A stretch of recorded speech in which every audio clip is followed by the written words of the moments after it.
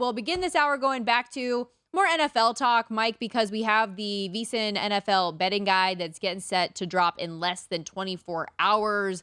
One of the portions of the guide is, of course, season win totals. And, you'll see them weaved throughout the entire guide, but specifically looking at some tiers of teams to invest in and not. So thought it would be fun for each of us to go through a win total we love, one that we like, one we're on the fence about, and one we're just not touching whatsoever. So let's start at the top, give some people that are listening at home confidence in our picks and a bet that we feel good about. What's a win total you love going into 2023? We're going to call this the Nathaniel Hackett effect, right? Look at what happened with the Giants last year. When the Giants got Brian Dable, they completely transformed that team. It's how much a head coach can matter in the NFL. Well, the Denver Broncos this year, they are having as big of an upgrade as I can ever remember in coaching history in the NFL. Nathaniel Hackett, probably one of the 5 worst NFL coaches I've ever seen at a head coach position. Looked like a deer in the headlights in a game, Stormy, I know you remember well, up in Seattle where they lost week 1. Thanks for that. Now you get sorry, I had to do it. Now you get Peyton coming in here, a Hall of Fame coach with a good defense, weapons on the outside. You got Russell Wilson, who cannot possibly be as bad as he was last year. This is a Denver team that doesn't need to improve that much to be able to go over this win total. And they were in a lot of those games last year. It was just terrible decision-making by the head coach at the end of those games that cost them multiple wins. I think they're able to go over this 8.5 total pretty easily here. I think somewhere in that 9-8, 10-7 range is where Denver ends up. So give me the over on the Denver Broncos. Yeah, and by the way, he brings up that game the way that he did because week 1 of last year, that was one of my survivor entries that was a big ol' loser. My thought that, wow, Russell Wilson's going to come out here. He's bitter against the way things ended with his former team. He wanted out of there. And then we ended up getting what we get. And we saw the way that Seattle ended up playing throughout the course of the rest of the season versus how Denver did. My other loss, by the way, because now we're just sharing is caring. The 49ers in the monsoon game against the Bears. And that's so frustrating looking back on the 2 seasons that they ended up having as well. Neither here nor there. Here's the win total that I love. And I know that it goes against kind of popular opinion based on a lot of the things I've heard here at the network, but the Vikings over 8.5. And it has been bet up. It's a little bit more juice now at -130. But I thought when this opened, it would be 9.5 because while, yes, I completely agree with the thought process that they're not going to have 13 wins again, but a 5-game regression, you're telling me that we're going to go from 13 wins to 8 just because of the luck factor that they had in close games last year. Even if they go 9-8, I win this bet. They get games against the Bears, who I think are going to be bad again. I know a lot of people think that they're going to be improved with Justin Fields taking a Jalen Hurts type of a step. I don't see it. They have the Aaron Rodgers-less Packers, who, while I do think are going to be decent, that the Vikings should have the advantage there. Lions are good, but not great, in my opinion. Crossover with the NFC South. That was the worst division in football a year ago and still has a lot of questions, in my opinion. 3 of their toughest games, Mike, are going to be the Chargers, Chiefs, and Niners, but they get them all at home. A new defensive coordinator. They could not be worse on defense, ranking 30th and scoring 29th in opponent yards per play last year. So there's no way they're not going to get 9 wins in my brain. There's no way. So yeah, I just feel 5-game regression is too much.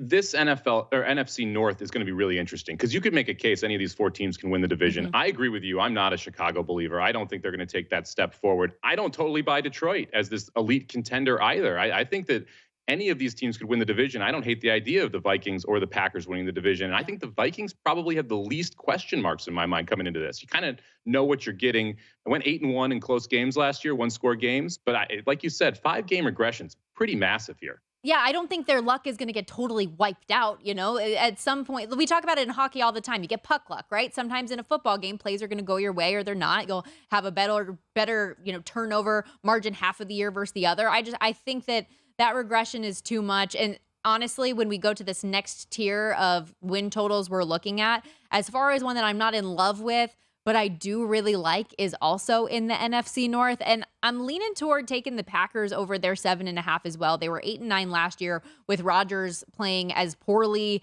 as he did. I think that stale energy that was afoot should be out the door now. People seem to be really excited about Jordan Love, say that he's ready. Those young weapons on the offensive side of the ball that weren't necessarily prepared could take that step of maturation this season. What do you think about the Packers over 7.5?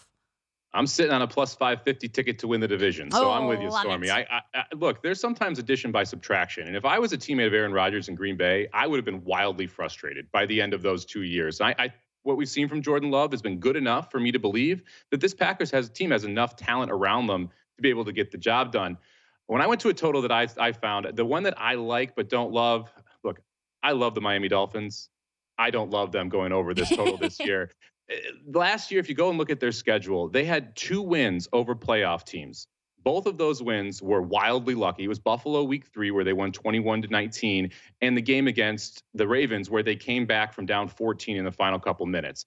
Without those 2, they beat 0 playoff teams, and their schedule got a lot more difficult this year. If you go up and down it, you're playing multiple playoff teams. You got the Cowboys out of division. You're taking on the Ravens out of division. It's just not easy, and specifically the AFC East could be a very good division. I mean, I wouldn't be shocked if they end up 2-4 in division.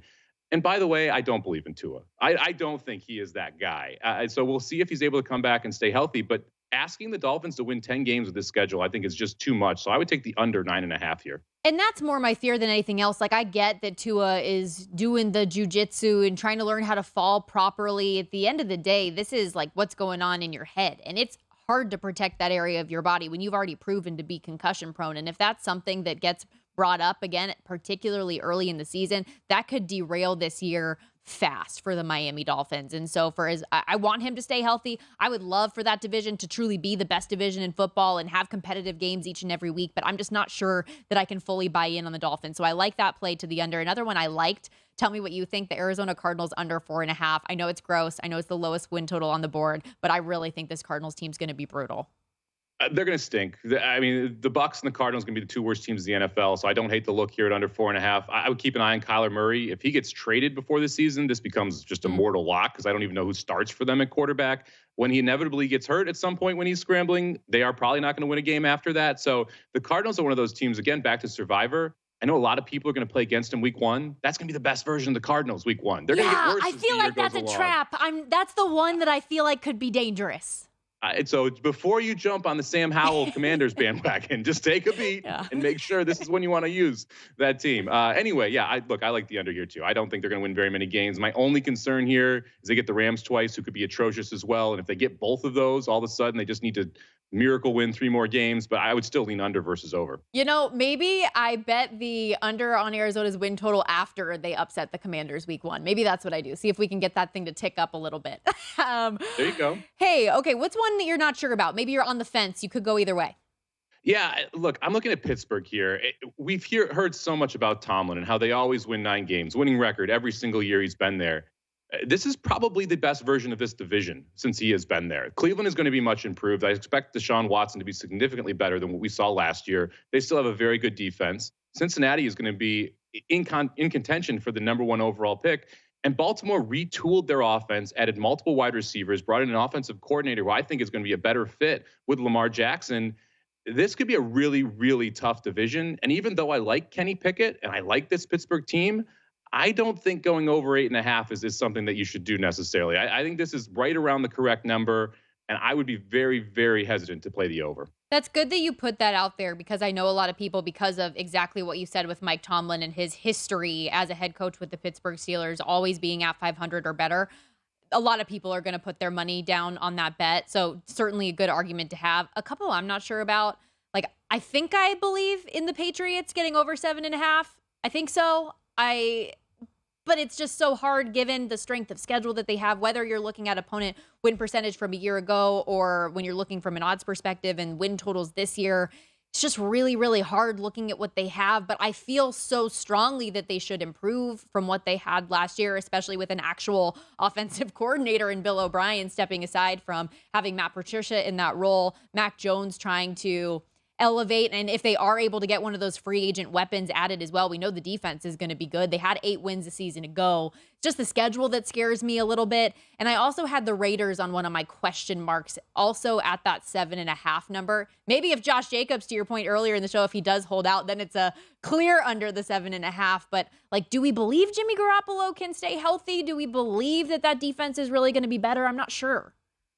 And these are two teams that both have a lot of question marks. And when I'm playing season-long totals, I'm looking for more certainties. I'm trying to reduce the variance, not increase it. And these are both variance-heavy teams to me. Yep, and of course it's Bill Belichick and a Bill Belichick protege that I'm like sticking in that category. So classic me. Visit VSiN.com to get current odds, listen for free, find showtimes, and download VSiN sports betting podcasts.